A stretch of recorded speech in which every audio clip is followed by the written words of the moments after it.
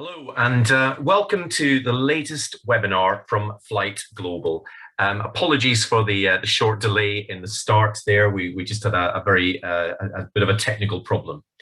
Today we're going to be discussing the post-COVID cabin, including whether the in-flight experience might change and how airlines and the wider industry can restore passenger confidence in aviation. After 18 months of the most challenging time the industry has ever seen, many of us are now daring to believe that the recovery is irreversible. But even the most optimistic among us would agree that progress will be slow and that certain regions and segments, particularly business travel and long haul, could take years to get back to any kind of normality. So a key question when looking at the pace and the pattern of the recovery is how much of it is down to governments easing travel restrictions and how much to actual demand.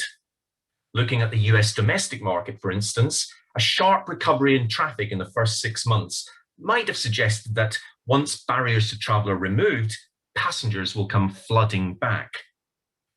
Only the recent slowing in that recovery suggests that worries about the transmissibility of the Delta variant and its effect on passenger confidence plays a part. But on the other hand, in Europe and elsewhere, we've seen a huge pent-up demand being released as soon as travel rules are relaxed.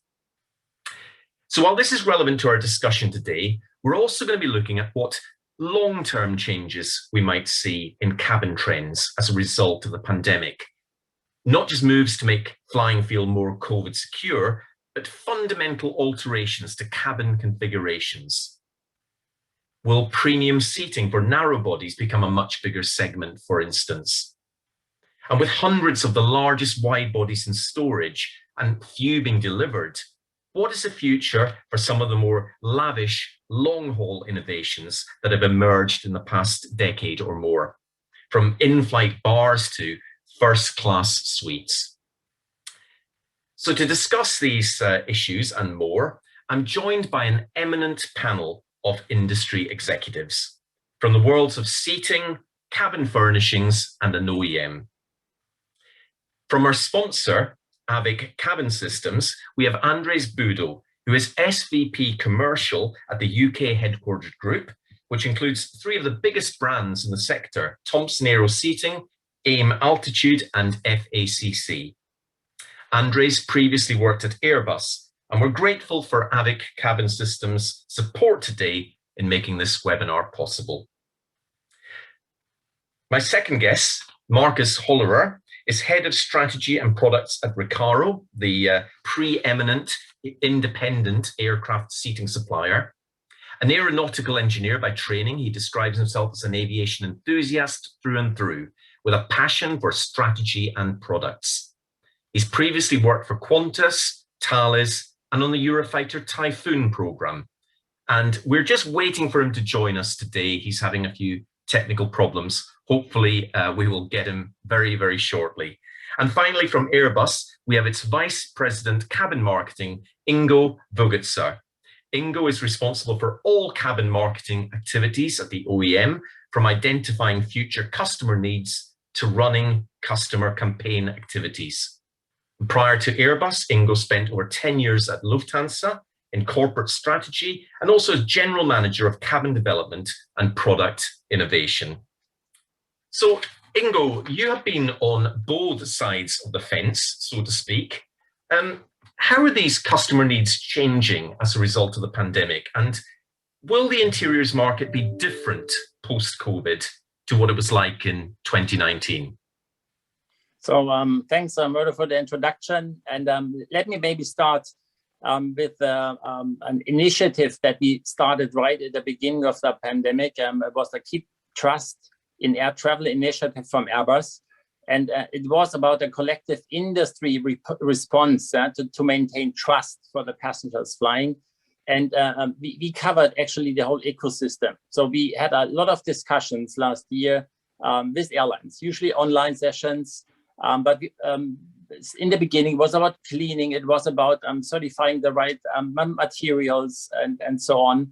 But also we talked a lot to the suppliers, also with those I'm sitting around the table here today, in order to find innovations and solutions that help to build trust. And what I would like to start with is one major finding, that all those topics about hygiene in the cabin, I would say passengers usually do not know. And it was a real, I think, good point to address that in communications, to create awareness what is available in our aircrafts today and what especially our airspace DNA consists of. Because, you know, we have HEPA filters on board since a long time. They filter 99.9, sorry, of all particles, including viruses. Yeah, we have a renewal of cabin air every 2 to 3 minutes. And I also was not aware, you know, in hospital, it's 10 minutes. In office, it's usually 20 minutes. And on top of that, we have an airflow that is always from top to down, so that virus does not spread in the cabin, if there is any. So, and if you wear masks, we did then run in that special cabin environment scenarios that shows a droplet study, we call it, that clearly shows that there is very, very low risk of a particle exposure for passengers in the cabin. It's one of the safest places on Earth to say. So 1 foot in the air due to the condition is about 6 feet on ground, meaning that the distance that you have to hold on ground, you know, this you can keep in a triple seat easily. So there's no need for anybody being afraid if you know that. And this, I think, was the major learning, that knowing what we have invested in the past already in technology and good solutions for cabin, if you know that, I think then you can trust and fly right away. Okay, well, thank you for setting the scene and reminding us of the work that Airbus and, of course, the other OEMs have done in this whole very important field of restoring passenger confidence in flying, which is very important. Andres, if I could turn to you, how has COVID changed things for ACS, and what lasting impact do you think it will have on the cabin sector?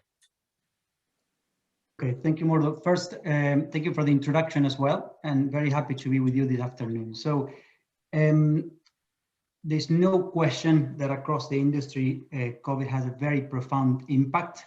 We are all that are related in the commercial aviation have been suffering for some time now.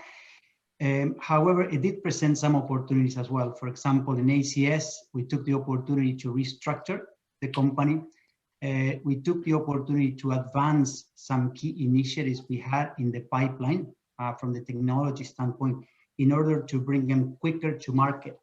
And that was mainly related to what Ingo referred to, is to help build confidence in the passengers, to make sure that they're not only the measures are in place, but also they're educated in these measures, so they can start flying with confidence that they will be protected.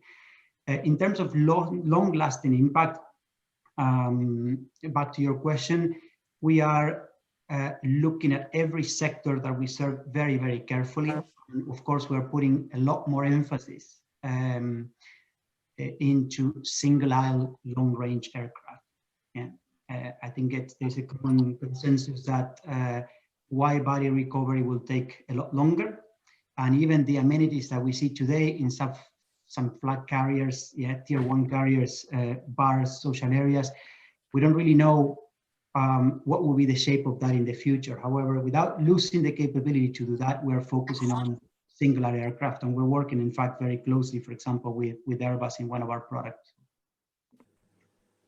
Okay, thank you, Andres. I'm delighted to see that Marcus has joined us right on cue, because I'm just about to ask him his first question.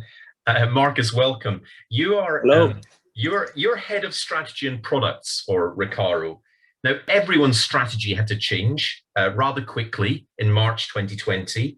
What has Recaro had to do to become more resilient? I know, for instance, that you're still pressing ahead with a major investment in an R&D facility at your main site in Germany. Tell me how has the journey been for Recaro? Overall, for us, I think we were already prepared towards the end of 19. We were already seeing that I would say the order intake or the requests also out there from the airlines, they were going down. There were not as many as there were in the beginning of 19. So we were preparing already there for I would say a more challenging 2020. Then obviously the situation in January 2020 made things, I would say, worse for everybody of us. And I think, like all of us, we experienced around 60% drop in revenues compared to the year before. Yeah, I think so. There we were well prepared, but we obviously had to put up some additional measures there from a strategic standpoint to get us through that difficult, challenging time, and also plan ahead and make wise adjustments in terms of what things do we need to stop versus are there other things we we need to continue.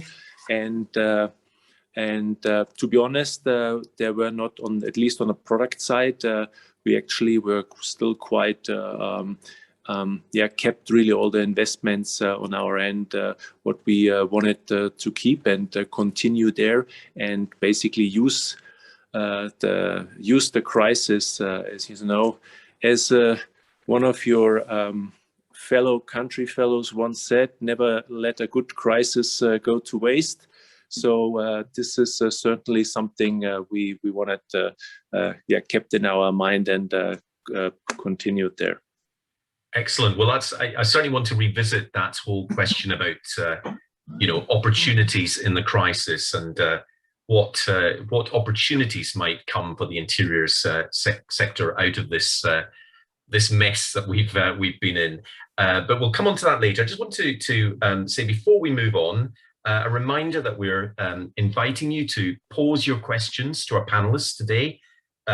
If you could please use the Q&A function at the bottom of your Zoom screens.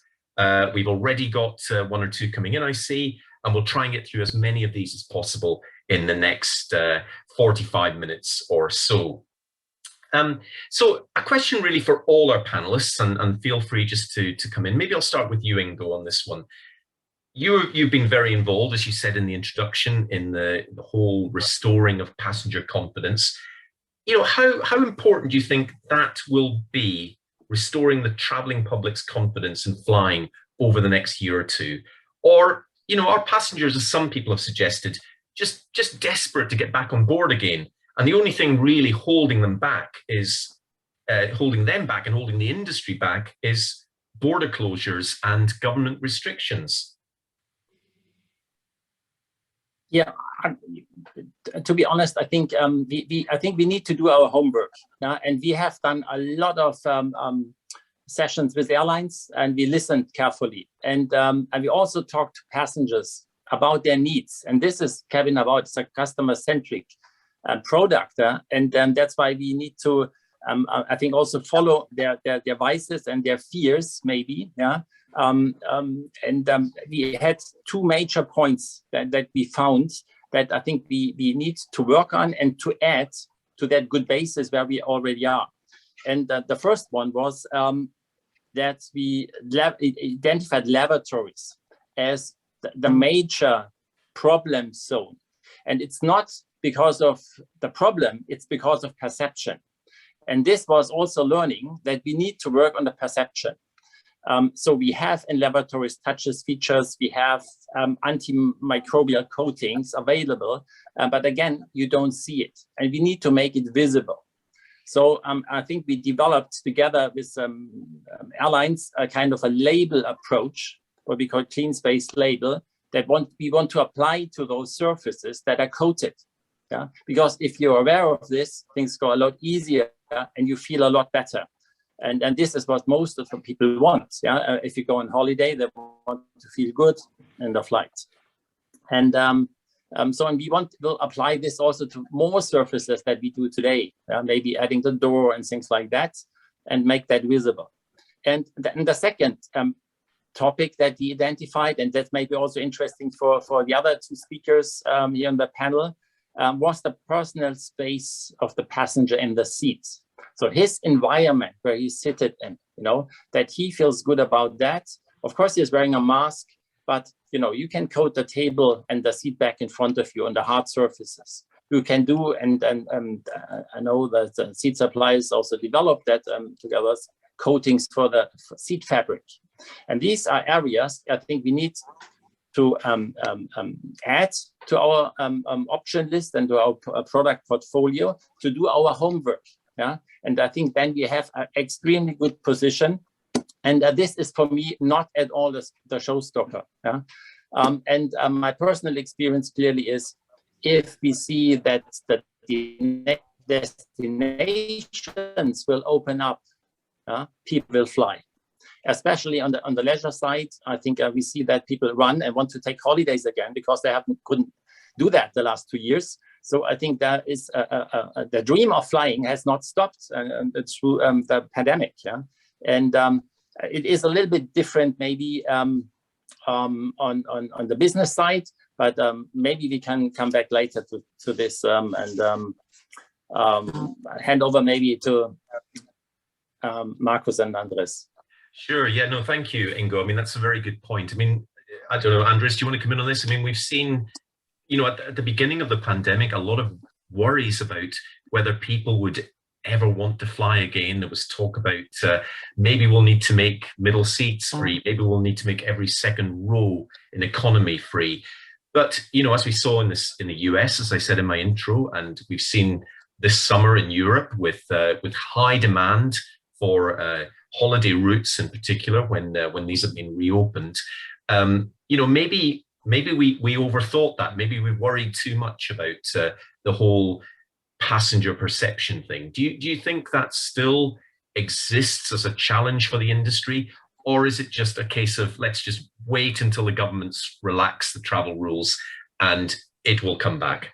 No, I think more that there is still an element of concern. So if we look at this as an industry collectively, as Ingo said, there is an element of education, right? And that is, I think, every one of our Airbus as well as Recaro, I think we all have addressed through technical innovations the COVID issue. Yeah, it's going to have a long-standing effect in the industry. For me, we're going to have to get more used to this type of events in the future. It's here to stay. We're going to have to remain very agile and flexible in order to tackle this going forward. It's going to be part of the business for quite some time. But there is the I would say external element that even with people wishing to travel and be willing to get on a plane, yeah, you have there is still, in my view, a lack of, I would say, global coordination, and that is, in order for people to move, specifically international flights, domestic maybe it's a different story, but international flights, both origin and destinations, they need to have clear policies, okay, and agreed, I would say, and accepted health requirements on both ends that are consistent. Yes, when that bridge is done, as we continue our journey in the recovery of the market, and we continue educating the passenger public, I think it's going to return to normal. Yes, but there is an element that is a little bit outside of the industry control, and that is the government policies addressing mobility for passengers to move from locations that are mainly deemed as international destinations. Yeah. Thank you, Andres. Markus, your view on that? Yeah, I'm on most of the points certainly there with Andres, and I fully agree. It's the consistency is key here, and from my perspective, then the people will come back and will travel again, and they're eager to travel. Everybody is eager to travel, and but if you don't know, what the quarantine requirements are next week or in 2 months, it makes it really difficult for leisure travel, obviously, to plan ahead, and there's a lot of hesitance. So I think that's what we need, globally aligned, travel policies, and I think mostly also nothing new, I would say, vaccination. I think there's also a psychological effect for the passengers. If you're vaccinated, then you feel a bit more safe in terms of, okay, I know I still can get maybe infected, but it might not be as bad as it would have been without the vaccination. So this also helps, obviously, for the individual to get across that line and get on board an aircraft again. Plus, obviously, all the measures what the OEMs are doing and what we are doing, the airlines are doing on top of it. I think this makes then the perfect the package which allows us to get the people back on board. Okay. And just to build on Marco's point, more if you don't mind, that's a very important one, of course, the vaccination. But you see globally there is a tremendous disparity in terms of population being vaccinated. Yes, and that leaves a lot of the population exposed to variants. Yes, and that sort of basically is the onset for a second or potentially third wave. Yes, so it's a very, very important factor. But again, it's greatly depending on the psychology of the population, greatly depending on governmental action to make the vaccination something more or less mandatory in order to allow mobility. Yeah. Okay, and Ingo, you want to come in on that? Yeah, and I would like to add to what Marcus and Andres said in terms of governance. I fully support this, yeah, and maybe add some figures that we gain out of our passenger voice online research survey that we run with an independent agency with 2,500 members flying, yeah, and we ask them about how they feel about the conditions on board, and do they feel safe regarding COVID-19 in our cabins, right? And the majority of all passengers feel safe. So it's well beyond 60%. They completely feel safe, and they also said they feel confident that the air travel picks up again fast, yeah, long range and short range, and they love to fly. They would do that, and this is even more than almost 70% that say, yes, let's do that now. As all leisure people, and for them, it's only the barrier. Where are we allowed to fly? Is that destination open? What are the rules in terms of vaccination, passport, and so on? But I think there is a clear demand to start as soon as possible. On the business travel, also here, people are confident, yeah, to reach pre-COVID levels soon. The question is only the timeline, yeah, where they see differences. And in terms of people do want to fly on business, I think that's up to 12 months. They see that could happen. Yeah? But as well, comments on the communication technologies that we also right now use here for that session. But they are also confident that this will not substitute air travel. Yeah. So there's one additional driver the business travel community sees. It's about sustainability. It will act as an influencer, as a key influencer on the personal behavior, but also on corporate travel regulations. And that's also why clearly we started our initiatives in terms of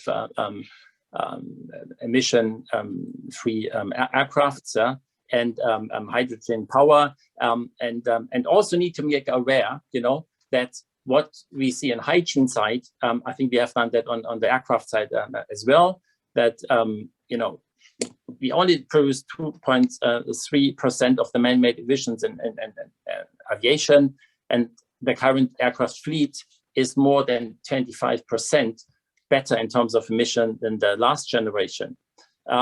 So we have done a lot here as well, but clearly we saw that sign and push it now further to the next level. Okay, I wanted to move on specifically to talk about seating. Andres, it's a big part of your company, and Marcus, it's pretty much 100% of your company.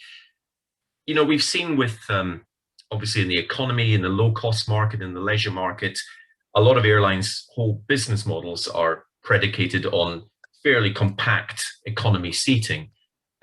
We've seen in business travel, we've seen a move to certainly the perception of having more personal space when you travel with suites and dividers and all the other bits sort of that come with that.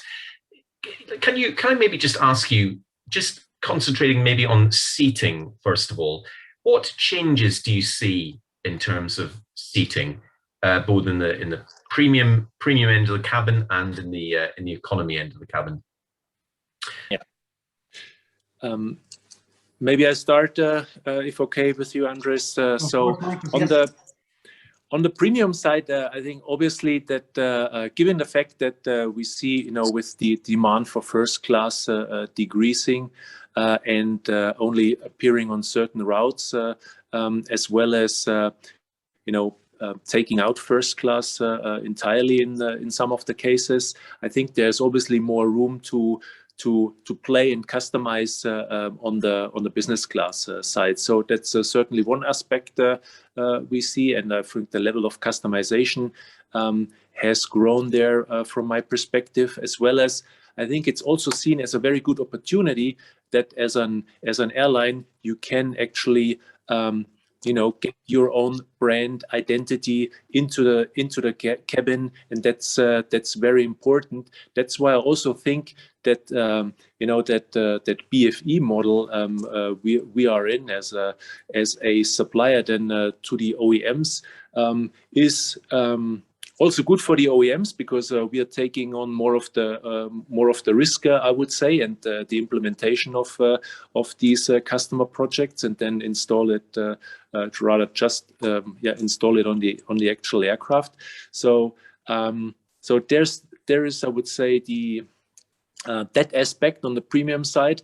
I also strongly believe that especially on the premium economy, we're going to see more there if also wide body travel is coming back. I also think there will be more differentiation coming in premium economy. So we're going to see something there. I think there are enough people out there who are willing to pay a little bit more to get a better seat, a better overall travel experience. So that's certainly an aspect. And on the economy side, I would not say that because Murdo, you said in the beginning that it's all decreased and shrink down and became more efficient. Yes, I think the layouts became more efficient, but overall, when I look at the available living space, when I really look at the data at the shin knee clearance visual living space available to the passengers, there is actually has been a lot of improvements on our products over the last years, and it's actually not as an inch less doesn't necessarily mean you really take away an inch from the passenger, because the improvements there with the actual seat models have been so big that it is not an inch at all. And I think that really helps to maintain a good,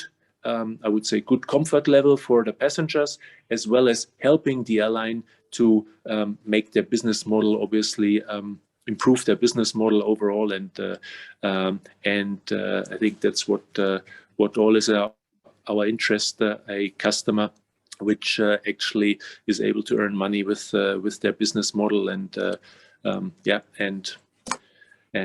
makes passengers happy. Okay, thank you, Marcus. Andres, you were very much Thompson, very much on at the premium end of the market. How important is when you're addressing business travelers and premium travelers, how important is that whole idea of personal space going to be as we come back into recovery? I think it's extremely important that perception. Also, it has to be built into the product. Of course, there is an element of obviously maximizing the real estate for the airlines, getting that personal space, link it as well with anything that could improve the confidence in the post-pandemic era, yes, which we call it passenger well-being. All of those elements, they need to be built into the design, and that's what we're doing at the moment, for example, with one of our products, Solo. But we're seeing, in terms of demand, we're seeing a lot more demand on single aisle for this type of product, which are almost like a mini suite with a sliding door.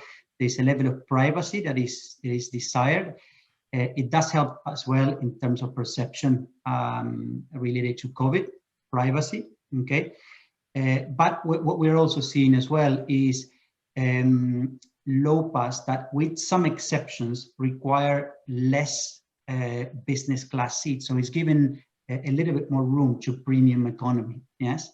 Where before perhaps there was simply 2 classes, now there might be 3, and that is on smaller type of aircraft. So I think cabin segmentation will be absolutely key, and keeping a product offering flexible to go from the front towards the end is going to be also absolutely key. Yeah. All of it, of course, maximizing revenue space and also enabling ancillary revenues for the airlines. Yeah.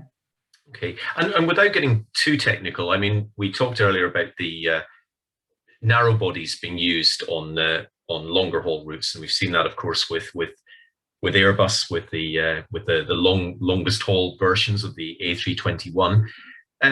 It's not just a case of moving a premium seat that's been designed for a wide body and putting that on a narrow body, is it? I mean, does there have to be a degree of product innovation and product development if you're going to focus more on premium seats in narrow bodies? I think that to some extent, and that's a good question. I would welcome as well the input from my fellow panelists. But there has been, perhaps a few decades ago, the trend where a wide body product was simply slightly adapted to narrow body. Now, with the level of efficiencies that are required from these aircraft as well, there is a need to specifically design for narrow body. And this is not only the styling and passenger perception from the aesthetic point of view as well, but it's in terms of weight, maintainability, anything that has to do with the economics of operating that aircraft become more and more prevalent when you are looking at a product that is designed specifically for single aisle. Yeah. And maybe Ingo, if I could turn to you. I mean, yeah, we've seen airlines such as JetBlue launch transatlantic routes with fairly extensive business class cabins. What changes do you see coming as more?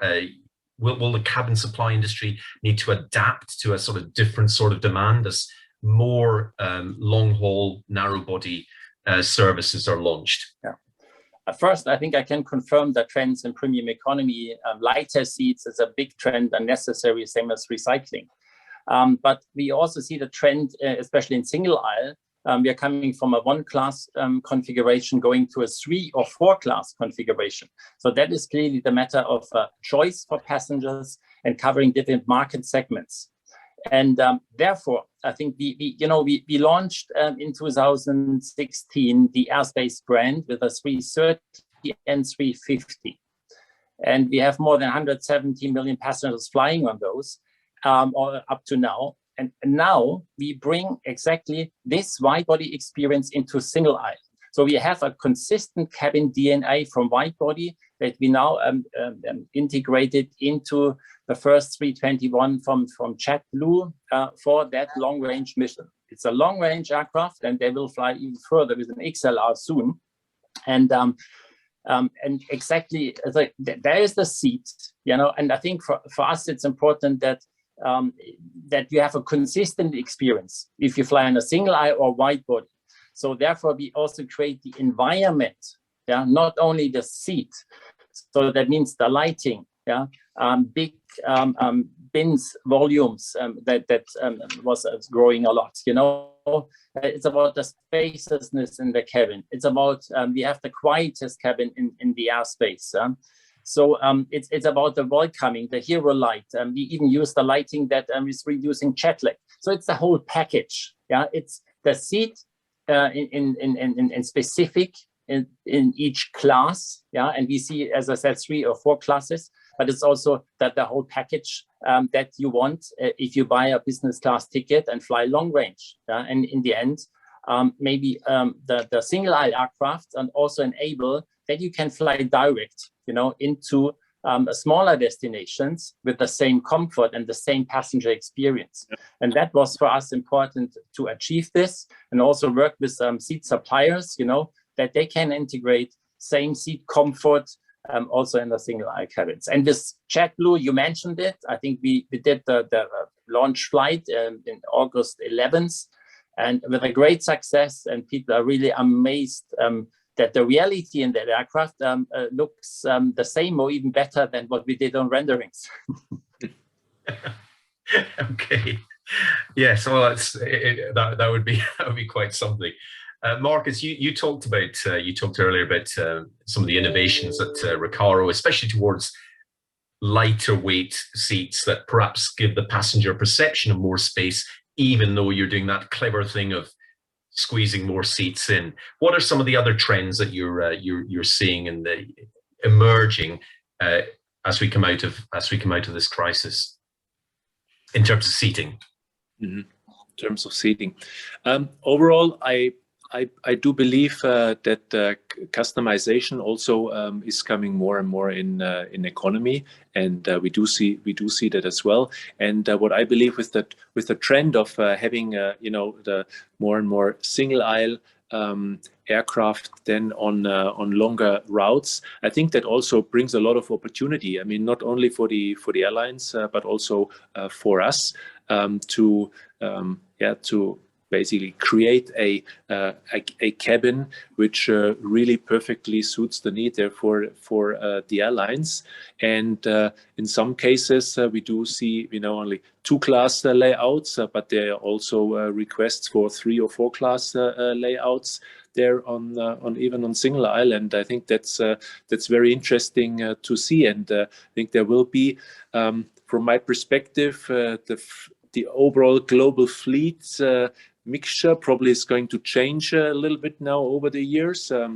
I expect there's certainly more single aisle, more point-to-point connections there with a smaller capacity, and I think that's also where we, with our experience, with our products, can provide that added value and that benefit what our customers are looking for.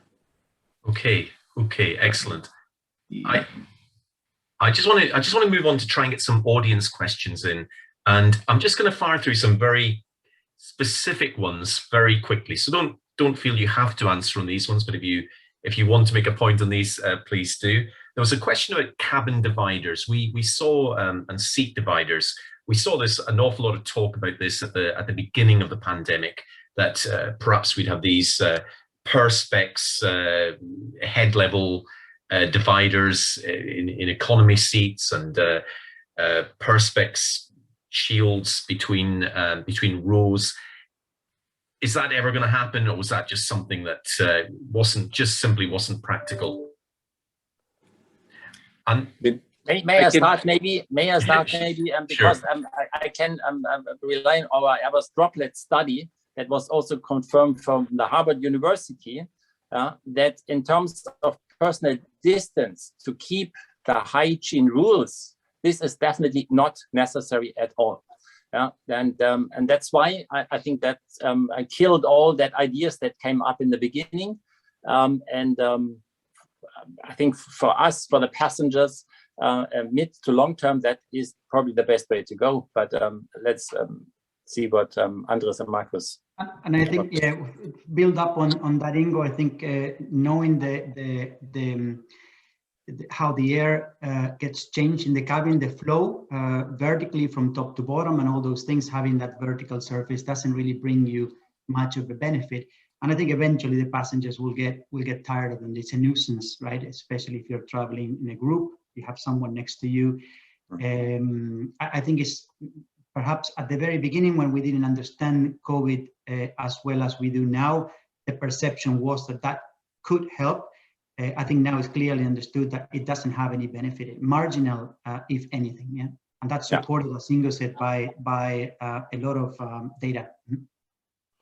And Marcus, do you agree on the seat dividers question? Exactly. I fully agree there. The benefits are not as big as it would justify the measure to do it. I mean, there were some ideas in the beginning of the pandemic, but they didn't turn out to be realistic. Honestly, I think traveling, it's an experience. It's about going together to a certain place, and it's not about separating humans from each other, so they can't interact with each other anymore. To me, the entire purpose of traveling goes away if you try to separate everybody, and I think that's not what we would like to do, and this is also not what our customers or the airlines would like to do there. That's the feedback we received overall. So I'm happy that we don't see it there yet rolled out, to be honest, to that extreme. And Marcus, if I may, Murdo, just one additional point on that. I think it's very important, and I think the industry collectively we have done a good job. It needs to be passenger centric, all of this, right? We need to bring the level of protection that the passenger needs. We need to educate them as well on that level of protection, but it needs to make the travel experience, as Marcus said, something that is pleasant, yes, especially when you travel for leisure. Even on business, but even if just simply is leisure, it's like going to the swimming pool with a firefighter suit, right? It will not be too practical. Yes. Excellent. And maybe just as a very personal case on that, my son was flying back from Spain in summer holidays on a 320 and had a mask and the normal regulations. 5 days later, as we have told me, he got a message that somebody next to him was seated. This was tested positive on COVID-19. Yeah, so he got back, get tested, all that, and there was nothing. So for me, that was proving again what we had on the theoretical basis. Proving exactly it works what we have done. So a real life anecdotal example of the fact that it works. Another very quick question about hand sanitizers. We saw hand sanitizers appear everywhere when COVID began. Are there issues around having, someone is asking from the audience, about having hand sanitizers in lavatories and around the cabin? Are there safety issues around that? Ingo, you probably would know that. We have tested that, and we have that on offer in line fit and retrofit. You can do that in lavatories. You can do that in the entrance areas, in galleys. Actually, what the fact is that in terms of the touch, that is not the way you transfer the virus. Yeah, that is actually really not as important as it was thought in the beginning, and also that we learned. So we have it on offer and we can do it, and people are getting used to it. For me, it's more a perception than a real measure that is 100% necessary. Okay, and a very quick follow-up to that, Ingo, as well, probably more in your territory. You talked about lavatories at the beginning, and that's been a real concern. Do you see there being a demand for touch-free lavatories, or fewer touch lavatories, shall we say? That's an expensive thing to retrofit. It's a big change even on factory fit. Do you see that as being much demand for that? Absolutely, and that demand was clearly addressed. We saw it, for instance, on the first JetBlue aircraft, the Airbus aircraft. It was in it. Yeah, it was done. You can do it in line fit and in retrofit both. And I think that touchless is something that is also perceived and has an effect because people see the effect right away. So I think we have it for faucets, we have it for waste bins, we have it for toilet lids. And for those things, I think it makes absolutely sense. And we have it available, as I said, even in a retrofit offer that is available, I think, on a reasonable price. On top, because that's even easier to apply, we have coatings, antimicrobial coatings killing the virus. You can do the line fit as well retrofit in a very easy way with polishes. And we want to extend the surfaces as we do it today around the toilet shroud and we do it on the wash basin. We want to add this maybe on walls or especially on the door area. And I think that is an effect. If you can make that visible to passengers, that you apply that, both touchless and coatings work. And I would recommend, and we see also the take-up rates rising on that. Okay, and a very quick follow-up related question to Andres and Marcus on that, specifically on seating, fabrics and seat surfaces. Do you see there being a change there towards surfaces that are easier to clean, or perhaps even that passengers perceive as being cleaner? Is that going to be a trend? Marcus, maybe I could start with you. Yeah. I mean, it's definitely something we are looking at as well when it comes to the actual design of the seat. So to make it easy to clean. I mean, we have done that in the past, but I think now the attention is even higher there to have easy to clean products. But on our end, we're also working on different type of coatings, like more permanent coatings, temporary coatings you can put on, which help there, which are antimicrobial and so on. But also we look into the materials. That's also a very important aspect, because what we obviously found, we have done extensive testing with many disinfectants which are used out there in the world, and we found there are some issues on some of the materials, especially plastics, for example, where we see some staining, and obviously those results and those we are taking into account, and also now in our current seating products, but also in the new we have in the pipeline, obviously, to further improve the overall experience there for the maintenance teams.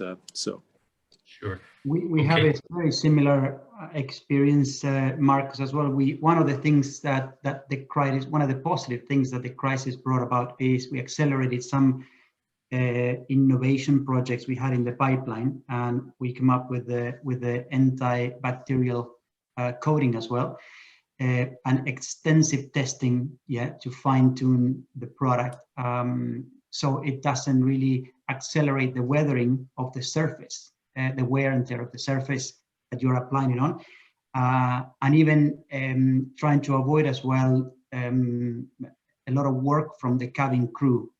In terms of the application, that doesn't require pre or post treatment, and that was one of the big drivers as well. You don't want to give the airlines additional work, and especially if there is related to turnaround times and things like that. So that's a product that came out of our sister company FACC and has proven to be very successful as well. But same thing, a lot of testing, a lot of development going into that product. To make sure it didn't have any adverse effects on the materials that we're choosing for the cabin. Okay. Maybe one recommendation to both of you, because the idea we developed with airlines was to make that visible, what you do there on the textiles, on the hard surfaces, that people understand it very easily. And we came up with a label idea. So every product or surface that has that, put a label on it, and people always reflect that logo and see, okay, learning, I'm feeling a lot better. And I think we are launching that exercise now with one airline as a kind of prototype to see how that works in flight on all the different surfaces, in the seats, in the lavatory, on the bin, on the galley, whatever you want to put it. And there could be a general label throughout the whole cabin, yeah, that people and passengers learn that easily. And of course, could be customized for the airline as well.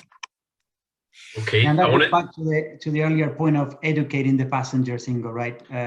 Whatever methods or innovations we bring is to make them aware that these things are being done, because a lot of them, due to the nature of the virus, are really invisible. With the exception of privacy and personal space, the rest of the things are very much invisible. Invisible. Yeah. Sure. Absolutely Sure. right. Yes, we hope the virus isn't invincible. But what I'm going to try and just fit in a couple more questions before we come to the end. We're almost there. A quick question: every time I go to AIX, there's a big debate about the future of IFE. I know none of you are specifically from the IFE segment, but do you think that COVID may accelerate the move away from the sort of the seat back, touch the screen, touch the control IFE towards the bring your own device on board? Does anyone have any views on that?